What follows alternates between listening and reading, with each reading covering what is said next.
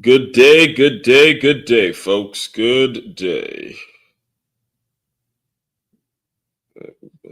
Win-Trapreneur Wednesday. It's always a great day. All right, let me just get this thing shared out real quick on Facebook, and then we'll get into today's discussion. You already know what we're about here.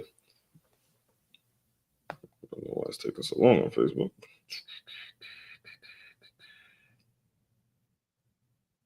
What's the problem? Looks like yes. Oh, it says all right. Go live. Looks like the stream was deleted on Facebook. Try creating a new stream or just removing the destination. Remove. And then hold on 1 second here. For some reason it has to be recreated on Facebook. Podcast listeners, just give me a second. We're gonna try to get this thing. That's never actually happened, but this is why it's so important to make sure you are constantly recording, constantly going at it. All right, it should be good now. Let me give it a. There we go. All right, it's live. It's here. Facebook, what's happening? All right, good. There we go. Facebook, we're good. Let me see if I can get a shout out real quick. Constantly going at it. All right, it should be good now. Share. Good. All right, good. There we go. Facebook, we're good. Let me see if I can get a share. All right, we're good to go. We're good to go. Let's get right into it. Let me just check YouTube real quick. And we about to get this party started.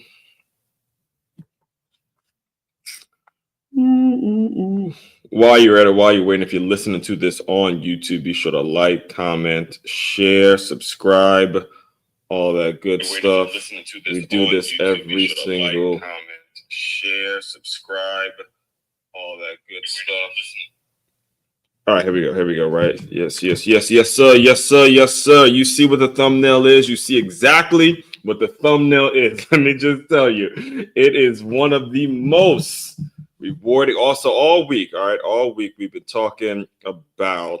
been dissecting and talking about this whole concept of worldview and giving you guys an understanding that worldview is not something that just happens. It's how you were created. It's the things that were placed in your mind. It's the things that you were around as a young person. So today for Win-Trapreneur Wednesday, I'm going to talk to you guys today all about how my worldview developed and the kind of household I was raised in and why I've become the person I've become and why I've had the values that I've become and why I think the way I think it. All of these things tie into how a person is raised. And the thing about it as business owners, as the folks who run business, the folks who primarily that I look to serve every day, the folks who run these businesses are the folks who are responsible for hiring the right people, bringing the right people in place, all that kind of stuff. It's important for you to understand the culture and the tone that you set and the things that you place as value. Eventually, it's going to be created in terms of who you bring in. It's going to have an effect. It's going to have a strong effect in terms of the results you're looking to get, who your main hitters are, who your main people are, and who you need to be bringing in and how you need to be bringing them in and all that kind of stuff. So we're going to dive into everything like that today. We're going to really put a bow or put a wrap up on the whole worldview conversation tomorrow. We'll recap it a little bit about everything we went through from Monday, yesterday, and today. And then tomorrow we'll recap the whole concept of worldview. And then Friday, Faith-Based Friday, got a long Memorial Day weekend. And next week, I'll tell you now, next week, we're going to dive into this whole Black fatigue conversation. I personally needed to give myself a couple of days to really tune in and dive into some research and talk to you about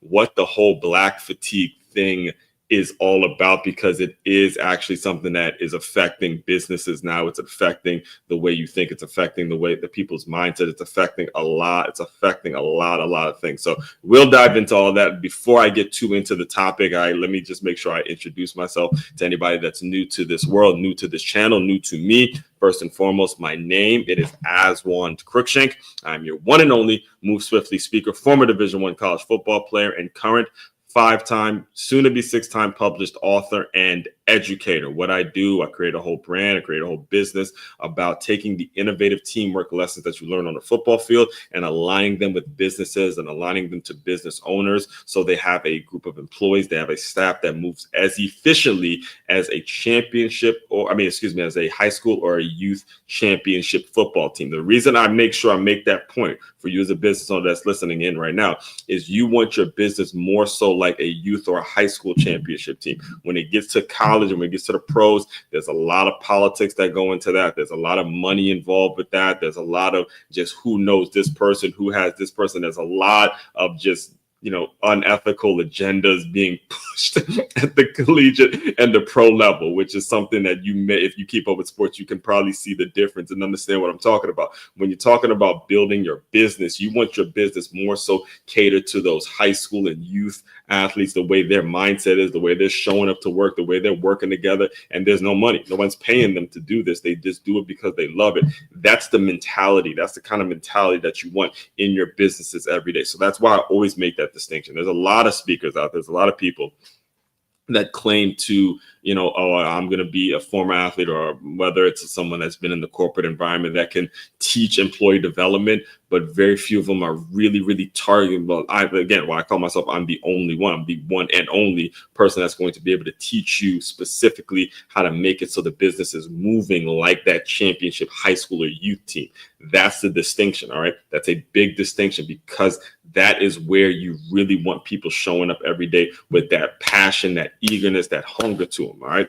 That's what it's all about. And let me get through a couple announcements here before I get going today, because you as regular consumers, you already know I can turn up. I get really excited really quick. So let me get through the first announcement. First and foremost, business owners, again, as you can tell, I'm incredibly passionate about helping you guys, incredibly passionate about working with you guys. I'm incredibly passionate about serving the business owners who really do want to build a staff that's cohesive, want to build a staff that has a really, really strong mindset and are really eager to show up to work every single day. So first things first, I need you to go to freeguide.makeyourmove.com. That's freeguide.makeyourmove.com. It'll take you maybe 15 seconds to put your phone number, your name, your email address in, and you will be sent a free gift on how to make it so you can be doing certain things now to create a cohesive unit.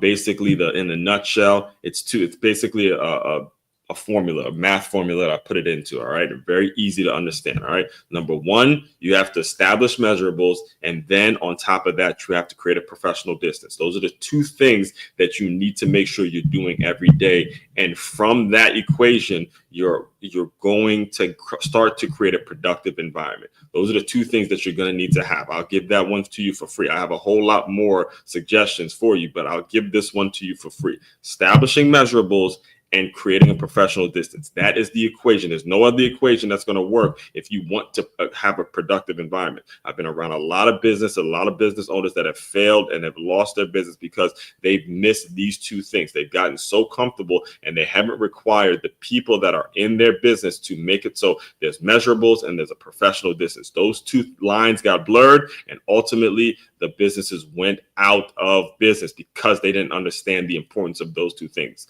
measurables and a professional distance. That's important. All right. After you do that, so after you go to freeguide.makeyourmove.com, just simply go over to makeyourmove.com, which is the main website which you can shop. You can, go and have me come. You can book me to come speak. You can get in contact with me. We could book a meeting. We could talk about where you're at, what you're all about, what you want your business to be, what you want your team to look like, and all that stuff. All that is available. If you just want to do, which again, I'm telling you this because it's important for you to do. It's important that you go and make sure you do your research on whoever you bring in to do employee development workshops and things like that. So all of that, all the research, everything you need to know about me is right there on makeyourmove.com. That's makeyourmove.com. All right. So as far as what we're going to talk about today, Win-Trapreneur Wednesday, we are going to discuss how my worldview was shaped. All right. How my worldview was shaped, because from Monday and yesterday, I've been really dissecting and giving you an understanding about the importance of worldview. All right. And the processing that it takes, and the way you have to understand, hey, every single person does not have your worldview, and that's totally fine. You're not going to agree with every single person. In fact, what sparked this entire theme is the fact that I've worked with, there's two individuals that I have gotten so fed up with at this point, because I've known them for the past 3 years. I've worked with them, the same school, for the past 3 years. There's two individuals in particular that I've grown to just flat out say, look, I don't like these two individuals. They're not going to change. It doesn't matter how things are. It doesn't matter what's going on. I just don't like our worldviews just don't align. That's totally fine. You know, the place I teach at, the kids would never know it. They would never know it. I'm never going to do anything to jeopardize it. I'll never do anything to ruin the kids' experience at school, especially me having the name like Aswan Crookshank. Listen, I mean, school outside of football, school was it was a terrifying experience. It was an experience that I would never wish on a kid ever. All right, ever. Outside of me finding the acceptance on the football field, just school in general was a very, really challenging time in my life. This is what led me to being in the position and doing the work I do. So I would never put a kid through a situation where myself and another adult disagree on worldviews. I will never put them in a situation where their experience in school is actually ruined or anything like that. So, but I still need to process it. I still, as a human being, I'm still human. I still need to process the fact that there are some people that I don't agree with. I don't like. I don't particularly think what they do is healthy or anything like that. And I put into ChatGPT, I said, all right, look, ChatGPT, help me, be my therapist for a little bit. Walk me through what I need to be doing to accept the fact that some people's worldview just don't align with mine. They conflict with mine. And at the end of the day, we as adults, we got to figure out how to create a professional distance. So we got to work together. So that's what sparked off this entire week theme of worldview. And, yesterday we talked about, the importance of speaking, empathizing, breathing, figuring out a way to move on in a professional manner, and again, just being adults about certain situations. All right. Now today, I will get even more personal, because this is what I do. I'm going to hold myself accountable no matter what. I'm going to put my ass on the line, put my ass out there. And it's almost like one of my favorite scenes in Jerry Maguire. It was at the beginning of the movie. If you don't know, Jerry Maguire is a movie about a sports agent, Tom Cruise. Yeah, Tom Cruise. At the beginning of the movie, he basically, they're talking about a sports agent. He's basically, it's kind of a biopic of Drew Rosenhaus. They couldn't say Drew Rosenhaus, but basically they made the movie off the super agent Drew Rosenhaus. And so Jerry Maguire, being played by Tom Cruise, at the beginning of the movie, he starts talking. He wrote this mission statement about how they want to be more one-on-one with the players, and they didn't want to be just the agents that's just taking money from pro athletes and stuff like that. So he wrote this mission statement, and he was just at a place where he was, just in a bad place mentally. And he goes and he writes this mission statement, and he hands it to the copy machine guy. And you see this, one of my favorite scenes, and I love that. I could tell you that movie by heart, but one of the beginning scenes of the movie, the guy, Tom Cruise gives the guy, or Jerry Maguire gives the guy the mission statement. He has it printed out, and then the guy from the copy machine shop goes, "That's how you become great, man. Hang your balls out there." And that's me. That's me. If I'm going to put my name behind Win-Trapreneur Wednesday and showing up every single day, doing the work I do, making sure I'm giving you the content that you need to make sure your business does not suffer from turnover, and not suffer from constant replacing of employees and all that. If I'm doing my part, I got to do, if I'm asking you to trust me, I got to make sure I'm putting my balls out there, putting my ass out there, and being as authentic and having it available for who is ever really serious about building out a solid team. So today, I'm going to discuss the 4 people. Now, there's a lot of people that help shape my worldview. There's a lot of folks that I've met just from, playing ball and, the different schools I went to, from teammates, and a lot of people that I could talk to you outside of my family that really helped me think the way I think. But we're going to discuss 4 people today, 4 people. And I'm looking at the time, I'm seeing I only have 30 minutes. But these 4 people, I can go an hour each on all of them. Okay. Between my cousin KeyRann, shout out to Rand Honey Grand. My sister Fushena, I call her Sissy, my mother Debra Cruikshank, and my father Neil Cruikshank. All 4 of them, if I wanted to, I can go an hour on each and just start talking about story after story after story after story. I'm not going to do that. I'm going to condense it so you guys just get a Cliff Notes version of how those 4 individuals really help shape my worldview. If I had to really break it down into 4 individuals, family members wise, I mean, aside from, maybe the coaches that I had outside of the family, but in terms of family, the difference between family and friends or acquaintances is family going to be around for life. Family will not. I don't care how much you guys may disagree politically. You may disagree with significant. You may disagree with what gets worn, the teams you like, whatever. You may disagree with a lot of shit when it comes to family, but family going to have your back for life, no matter what. So when it comes to how my worldview was shaped, these 4 individuals, they will have as one Cruikshank's back for life. No ifs, ands, or buts about it. Doesn't matter where we are. These 4, all right, doesn't matter what goes on. These 4 will never, ever, ever, ever, ever, ever, ever, ever. And I'm saying this, I'm emphasizing this point because when you're talking about raising kids, when you're talking about being a person of substance, when you're talking about having a break-in generation, in fact, let me show you. I have it right. I got this new keychain podcast, and I'm showing this new keychain. It says break-in generational chain breaker. I got this at this meeting that I went to this past weekend. All right, listen. When it comes to family, they're gonna have your back for life. And here's what happened. I'll be 100% honest. What happened? This past Mother's Day, my mother and father sent this image. They sent this image. Now they're still in Maryland. I live in Florida now, but my mother and father sent this image in the group chat. So we all have a group chat going on, and my mother and father sent this image this past Mother's Day.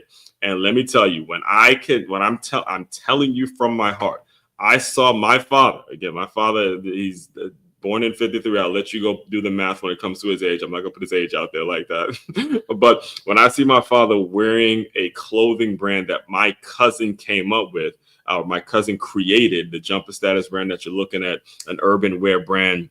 In fact, I'll just put it on the screen for you guys to look at real quick. There it is.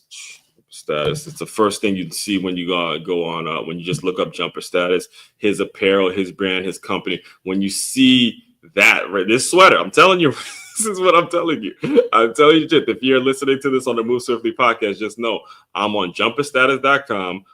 This is my cousin came up with this clothing line, this clothing brand. You see this sweater, all right? You see the sweater, and you see what my father's wearing. It's the same sweater, man. It's the same sweater. This sweater, that sweater, it's the same sweater. Okay. When you see that happening, there was something in me that saw that and it's like, oh my gosh, the story is too good to tell. The story is too good to tell. Like KeyRann, that's the name of my cousin's the one who came up with the clothing brand.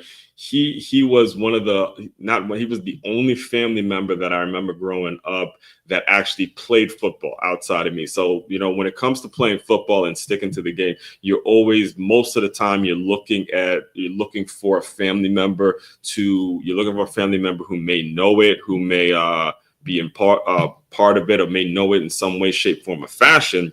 And he was the only cousin that I had that actually played the game of football. Again, much love for my older sister, but she never actually played. So obviously I cling to him, and I kind of took to him, and we ended up getting really, really close as I was growing up, and all the trips. Again, I grew up in Maryland, but it was nothing but a little 4-hour drive to get to Brooklyn, and seeing that's where my mother grew up and all that. It was a great connection. So when I see this on this stage of life and see my father wearing wearing his clothes. It's like, oh, the support. This is what I mean when I say the support, the foundation, the goal. We're always going to have each other's back. Family going to have each other's back no matter what. All right. So I saw that and I'm like, yo, and every time I get some solid, some quality content, some quality things for me to discuss, I'm going to break it down. You already know I'm going to break it down. You already know I'm going to talk about it. So let's get into this article because, again, like I said, it's very possible that I get long-winded. And if I wanted to, I can talk for an hour each of these people. But I'm going to give you the Cliff Notes version. I'm going to give you the Cliff Notes version. So podcast listeners, I am reading directly from the article that's on medium.com. Again, make sure you follow me as well on medium.com/moveswiftly44. Also, make sure you're liking, commenting, subscribing to this channel, sharing, hitting that notification, man. We at this thing every single day, and we're so close to football season. Woo! This summer is going to be something. It's going to be something. So make sure you tap into all of that. All right, so here we go. Win-Trapreneur Wednesday, how my worldview was shaped. All right. Welcome back to Win-Trapreneur Wednesday, where we dive into what it really means to win in both your purpose and your paycheck. As we've been discussing all week, your worldview, the way you see the world, how you interpret people, power, pain, and progress is taught first at home. It doesn't come from a textbook. It doesn't come from politics. It comes from the voices around you before the world ever knew your name. So today, two things. Number one, I'll explain what a Win-Trapreneur is, especially if you're new around here. And number two, then I'll give you the Cliff Notes version of how my worldview was shaped by the people closest to me. First, what is a Win-Trapreneur? Glad you asked, folks. All right. A term that I proudly coined. And yes, a book is on the way very soon. A Win-Trapreneur is someone who has entrepreneurial vision for their life, but has also been fortunate enough to find a job that pays them every 2 weeks, and that job aligns with that bigger vision. It's not entrepreneurship. It's not side hustling. It's alignment. Okay. It's duality. It's winning in both forms and not apologizing for it. Now, here's how my worldview was shaped. All right. So let me get a sip of water before we start this. Number one, KeyRann cuts. ran 100 grand. The cousin who made style and vision cool. Founder and CEO of Jumper Status, an urban clothing brand. I'll never forget the day my mom casually told me, you know, he played football too, right? I'll never forget that day. I was young. I just started playing ball. And because this is her nephew now. See, that's the thing about life and when you grow. Now that I have a nephew who's playing ball, I'm thinking about the way my mother must have felt when she saw her nephew out there playing ball, and now she got a son that they can connect with, and just being able to create those fellowship opportunities, to create those opportunities in which, hey, we can continue to grow as family, we can continue to have times to meet up and all that. Those things were taken for granted from me when I was a kid, but now that I'm on this stage of life, it's like, okay, those things can't be taken for granted because they're beautiful, beautiful moments, and they're small, and you really don't know how big of a deal it actually is, right? So I'm going back to the article, podcast listeners. I'll never forget the day my mom casually told me, you know, he played football too, right? At that moment, he became my favorite cousin instantly. He grew up in Brooklyn, where my mom lived before raising my sister and me in Maryland. Every time we visited Brooklyn now, she'd tell him, and she would be talking to my, so she basically, the way it would work is we would drive from Maryland to Brooklyn, and my mother would drop me off with my cousin. And the first thing she'd tell him is like, look, boy, make sure he goes and gets a haircut. That would be the thing. Small things, man. Because she knew that was just the style and making sure it was looking presentable and all that kind of stuff. She goes, look, make sure you take Ozzy to get a haircut. From there, you know, so that's what he would do. He would make sure that I go get a haircut. We found a little spot right there on Franklin Avenue where he would go to see his grandmother, and we'd always, you know, go get lined up and all that. And then after I got the haircut, it was either, you know, some football practice. I remember it was Thanksgiving one year, not Thanksgiving. I think it was the year the Broncos won the Super Bowl that day, that Sunday. Yeah, that Sunday, where the Broncos won their second Super Bowl in a row. It was their second Super Bowl in a row because they played the Falcons. Yeah, they played the Falcons. I remember that morning, me and him, we went to like some sort of football thing that we went to. So after that, it was so this is basically the way it would be whether it was me and my cousin way back in the day when I was like a young boy, right? Probably I was I want to say I was probably older, a little younger, around the age. My nephew is 13 now. Yeah, he's 13 now. So I was probably around that age. So when I was around that age, me and my cousin would be in Brooklyn, and we'd either be doing some football stuff, we'd be going to parties, playing video games, or just being around someone who made me feel like I belonged. And again, this was the thing. When you grow up in the football world and the sports culture like I did, there's always that feeling, always that thing of wanting to have an older brother. And then I'm going to talk about my sister in a second, but she was, at the end of it, she was a female. She wasn't a male. All right. So when it came to like playing the game and playing sports and being able to talk about, talk girls and talk all the things that you're going to develop as a young preteen man, these are conversations that my sister wasn't necessarily qualified to have because she was born with a vagina. Right. So those are the small things. And that's why I think growing up, you kind of take to that, or you learn that. And as I'm around kids now, the more I'm around kids now, the more I see my niece and nephew as they're growing. These are things I'm learning along the way. It's almost like watching, it's like a reflection of watching yourself in the mirror to where, in fact, speaking of, like, my mother sent a text she told me she was going to do this, actually. So Mom, if you listen, I remember she told me that she was going to take my nephew out to dinner, teach him how to take a woman out and all that kind of stuff. So she sent pictures with that. And I'm like, oh, snap. She really did. It was like, it's crazy to kind of see this stuff. Right. So anyway, back to the article directly now. So years later, when he was dreaming up the idea for Jumper Status, I'll never forget the pride in his voice I'll never forget the pride in his voice. He looked at me, he said, "Yo, Oz." That's the way he talked. This is the way my cousin was talking. Now I'm talking about my cousin when I'm saying he was dreaming up the idea of Jumper Status. He goes, "Yo, Oz, how long you known me? How long you know I like to dress? Like, you remember those times when we went to parties and I would take like 30 minutes to go and, dress, and I'll be making sure I'm good." He's like, "Yo, this is me," and this is the point I want to make on that, because when people start a business, they got to understand it's got to be them, man. It's got to be them. It can't be about that. Yes, you got to make money. Yes, you got to make a profit. Yes, you got to go and get your bag. Ain't nobody ever telling you not to go get your bag, but it's got to be you. It's got to be something that's all up in your heart that you can feel, that you can get the burn, man. It's got to be you. So I remember it was sort of it was after I graduated college, actually. He was telling me, because he had worked at an airport for so long, and my other cousin, actually, Jamel, he was big in graphic design and creating logos and stuff like that. So as they started to connect and collaborate, it was just like a natural thing. Like, let's build out an urban style clothing brand, right? So he had found his truth. All right, reading directly from the article now. He had found his truth, and without even knowing it, gave me permission to chase mine. All right. If you want proof of this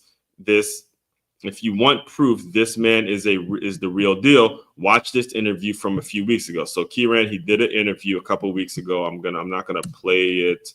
I'm not gonna necessarily play it, but I'm just gonna show you a little bit of it, because this was like a big deal. I remember when they put it in the group chat that, KeyRann was doing an interview, and I was like, yo, you know how many interviews I do? Like, this is what I do all day, but I realized it was because, hey, you don't normally see him doing it, or you don't normally see him on camera as frequently as you see me on camera and all that. So it was like a big deal, and he was promoting his brand. He was developing his brand, where everybody in the family is rocking the Jumper Status. You see him wearing the hat. You see it's a great interview, and I strongly recommend you guys go listen to it. So again, like I said, I can go for longer, but let me move on to the next phase of the article. So That was KeyRann. That's number one. So if you're looking at this directly, if you're looking at this on either YouTube, Facebook, or LinkedIn, you see it written. I have number 2, 3, and 4.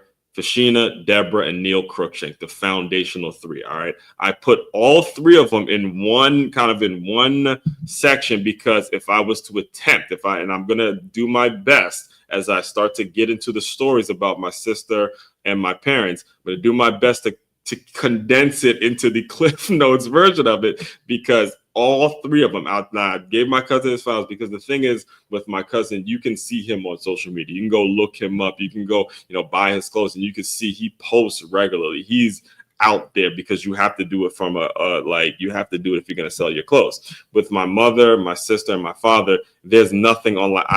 There's absolutely nothing on the internet about these 3. They have done their part in raising me and helping me understand what it is I'm all about, understand the importance of really having to prove myself, the importance of having integrity, the importance of the foundation that they've given me. But they're not on social media. They're not on the internet. You can look them up, and it will be absolutely nothing, because that's just not what they do. They're not doing it as frequently as my cousin does it, or as I do it, or they're not as accessible online. And there's nothing wrong with it. I'm just explaining to you that's why I set up the article the way I set up the article. So let me read through it directly, and then we'll address it. So 2, 3, 4, Fushena, Debra, and Neil Cruikshank, the foundational 3. All right. So I grouped them together, not because their impact was small, but because if I gave each of them a full section, this would be a book, not an article. All right.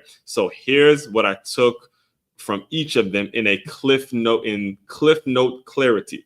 Fushena, my sister. Her first job was 14. She was 14 years old and has never stopped working since.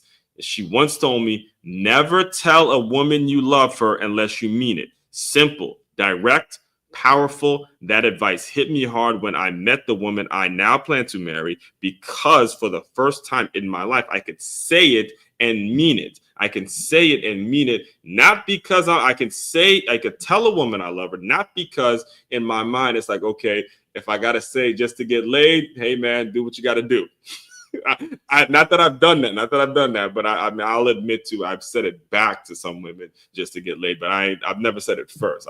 So I'll own that. I'll own the fact that, hey, I have at times said I love you back to a woman to get laid, but I'll never say it initially. It's like if I say it back, is it, I kind of play that game because it was a move. So I'll kind of tell the story that's gonna kind of put everything up in a kind of a bow here. So the job that she had at 14 was at my elementary school. It was at the elementary school that I attended. She was the daycare counselor at the after-school daycare counselor at the elementary school that I attended. So I was 3rd or 4th grade. I think it was either 3rd or 4th, one of the two. I can't even remember what grade it was. But long story short, you're at that age where you're starting to develop crushes and you're liking other girls, and girls are liking boys, yada yada yada. I see it every day as a teacher.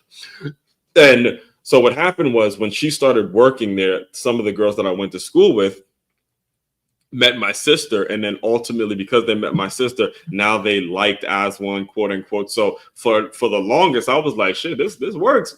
No, this works. I didn't have to spit no game. I didn't have to do really nothing. I was like, cool, that's what's up, sis, gonna be the plug or whatever. And so, that's always kind of been the way it's been. But then there was one time where we were watching a movie, and there was, it was one of these, love stories or whatever it was. And the guy told the girl that he loved her. And then you could tell, based on the way the movie was going on, it was a teaching opportunity for her. So me and my sister were watching this movie, and then she goes, look, you better not tell no girl you love her.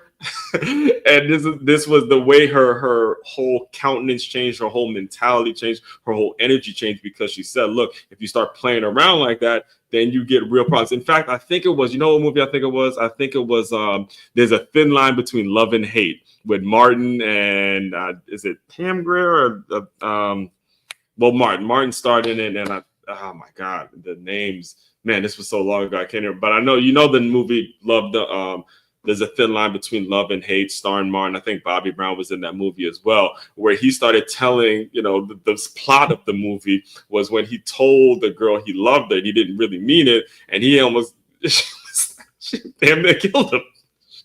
She brought a knife. I mean, she was going off. It was a real eye-opening thing. So that has always stuck with me. And I will, like I said, I will admit to maybe have in my past saying I love you too to a woman, because I knew if I didn't say it, then it's like, look, man, you got to get laid at some point, right? That was the mentality of the high school version of asshole. But I would never say it initially. I would never initiate that for the longest, because of that small conversation that I had with my sister. So now when you look at the situation I'm in now, where I am able to say it, I'm able to, really evaluate women in the right way. And in fact, I'll never forget, because it was just a couple of weeks ago, I was with her, I was with my girl, and my sister called, and there was a lot of things going on. Because my sister was coming to South Florida for a trip to Miami, and I just happened to be with her, and it was just like, I went back to like the high school, the preteen version of me, because I remember, when you really getting serious with for the longest time, for years, whenever it got to the point where it's time for me, I want to get serious with a girl, my sister, it almost feels like my sister's like right there somewhere in my dreams, like. So that's the power it was. And I don't look at that as a negative thing. Neither does she. I don't think that it's a negative thing. I think it's something that as I see with my niece and nephew all the time, every time I see the combination of an older sister and a younger brother, I'm always having flashbacks. I'm always seeing the power in that, because I think when you have the older sister and the younger brother, there's a structure, there's a place, there's a measure. Now, obviously, I'm a little biased when I'm saying this, but there's a thing going on with that young man that makes it so they're not going to be taken advantage. They're not going to go too far with it. All right. Now, obviously, I don't know every single combination, but I could just speak on the things that I've seen. I could speak on the things that I've lived through. Is that my sister is one of those that really made me say, yo, you got to be careful with how you just start telling women what you tell them and how you play with their feelings and shit like that, because it's important. It's important. And ultimately, when you do it the wrong way, your shit gonna get fucked up. Your bag gonna start getting messed up, because you're gonna start telling people stuff that you don't mean, and then you're not having straight what you told this one and told that one. All of that shit will lead to less money in your bank account. All that shit gonna lead to child support payments, alimony payments. You paying for bullshit, like you paying for stuff because your stupid ass went and got someone pregnant that you didn't want to be with for the rest of your life. That this is the kind of results that I see a lot of brothers go through, like really, really going through a divorce. I mean, this shit is fucking expensive when you just because you have to get laid. So again, my sister prepped me for a lot of the problems that I see some of my peers suffering from this very day. She prepped me to not go through that, brother. Getting laid ain't that important. It's not that important. I'm telling you, it's not that important. So again, I'm working on not making this the Cliff Notes version. So that was my sister. Basically, she showed me, all right, look, you got to go out, you got to put your work in, but also make sure you treat the ladies right. Make sure again, you can have fun, you joke, but at the end of the day, don't start getting serious with people that you really don't have any intentions on getting serious with, because ultimately that shit will fuck you up. In so many words, that's what she taught me through her words and through her actions. All right. So, all right.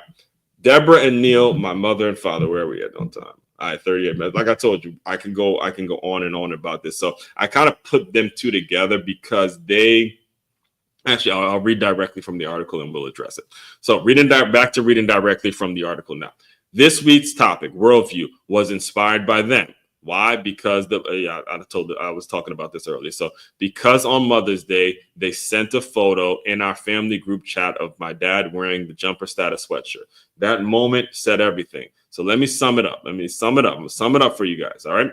Let me sum it up. What I've learned from them in just 2 lines. Number 1, this is them talking to me. All right. You're not a victim. The world will try to make you one, especially as a young Black man. But understand, in everything you do, you will be required to prove yourself. Period. This message was delivered without bitterness, without blame, just straight necessary truth. And it's why I move the way I move. Final thought. Your worldview isn't random. It's not an accident. It's shaped in the trenches around dinner tables, through car rides, group chats, and barbershop conversations. It shows up in your leadership, in your silence, in the way you speak when nobody's watching. That's what Win-Trapreneur is all about. Knowing where you came from while building where you're going. All right, couple points here as I close you out, because I want to make sure I'm on record telling both of these stories. All right, both of these stories. When it comes to my mother, all right, when it comes to proving yourself and needing to prove yourself, and I might have mentioned this a little bit yesterday, but I want to make sure I double down on the concept, because this, like I said, this is constant. When I first started playing football, when I first started playing for the White Oak Warriors, this is my second year playing for the White Oak Warriors. We had left Rosemary Raiders and gone to the White Oak Warriors. And the first game I got in, I played maybe two or three plays, and we lost. And I was in tears the whole Saturday. I'll never forget, in tears the whole Saturday, because we lost. I barely played. I was upset. It was one of those things where easily, I must have been maybe third grade, really, really early on in my playing career. And that Monday, so it's Saturday, and then that Monday we have our practice, and my mother drops me to practice that day, and she beelines goes right to the head coach. She tells me, look, you go practice, go with the boys. And she goes to the head coach. She goes, look, let me talk to you for a second. Can I talk to you for a second? And long story short, she basically told the coach, she first asked, why is Aswan not playing, right? And the part I heard was the coach saying, oh, well, he don't know the plays yet. So then my mother rebutted with, hey, look, he comes to, I personally drop him to practice every day. He shows up. He doesn't complain. He does this, basically giving him the rundown. And she goes, so whose fault is it that he doesn't know the plays? Is it his fault? Is it something we could do? Like, I mean, it seems like something y'all are losing. This is what made me the centrist I am now. Had we actually won that game and I didn't play, then my mother doesn't get to go to the coach and tell the coach, oh, well, why isn't my son playing? No, it's not that. It's that we lost the fucking game. Okay, we lost the game. So obviously you as a coach, you're not winning and my son's not playing. Something ain't adding up. All right, and the math isn't mathing. The math isn't mathing. This is the problem with a lot of the sports parents now.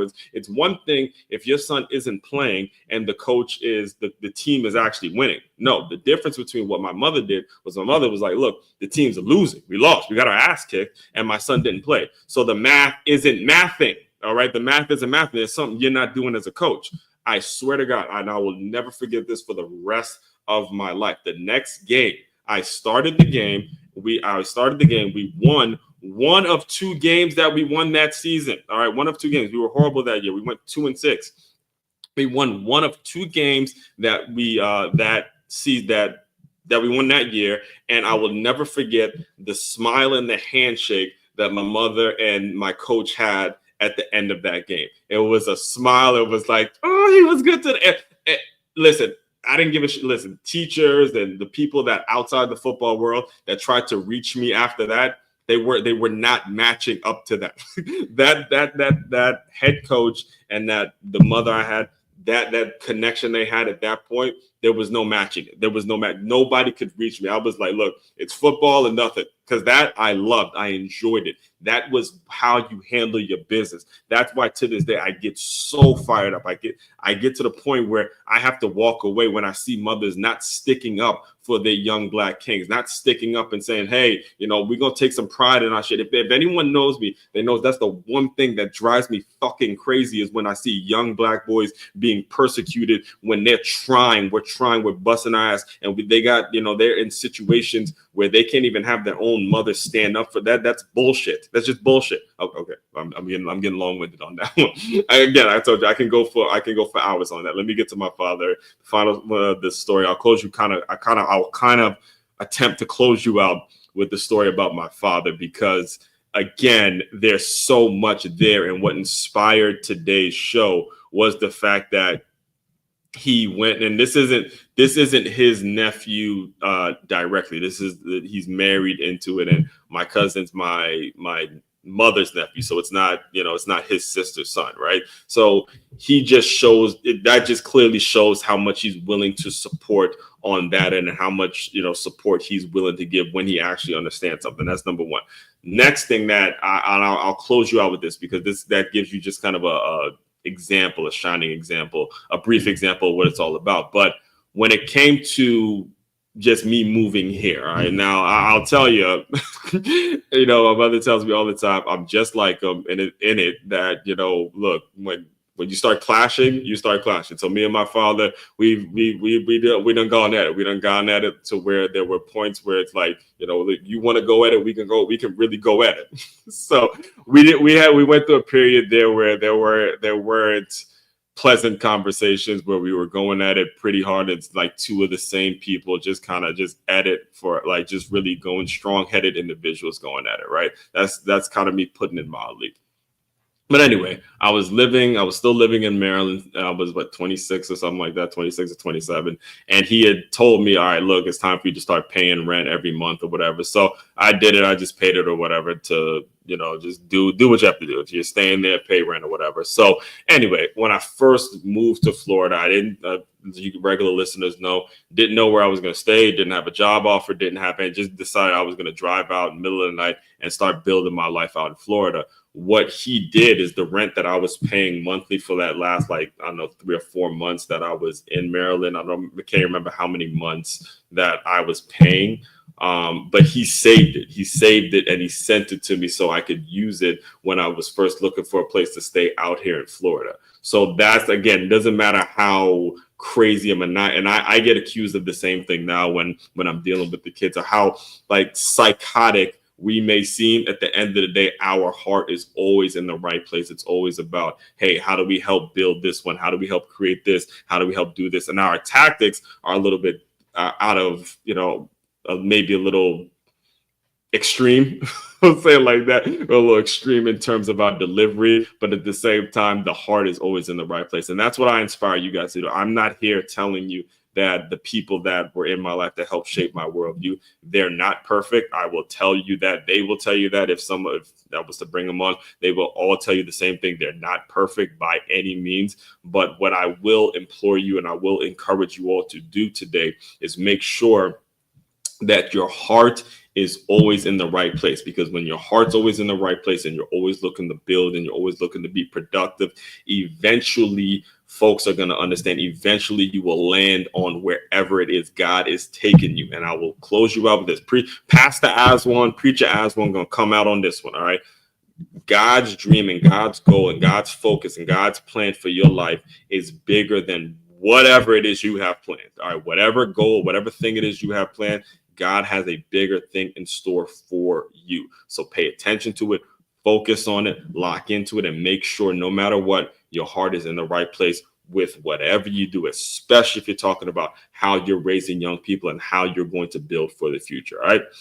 All that being said, man, I knew I was going to go. I attempted to keep it under 45 minutes, but I knew I was going to go over whenever I start getting on the subject and talking about some of the stories that I had growing up, because to this day, there's so many blessings that I couldn't be more thankful for when it comes to these things. And I feel an obligation to continuously share these things publicly as often as I possibly can share them. So all that being said, again, business owners, if you want a staff, if you want someone that's going to come in and teach your staff how to create this atmosphere that I'm referring to, just simply go to makeyourmove.com. That's makeyourmove.com. Inquire about the employee development workshops and how you can start to incorporate that system. Everyone out there, continue to move swiftly. We will talk more soon.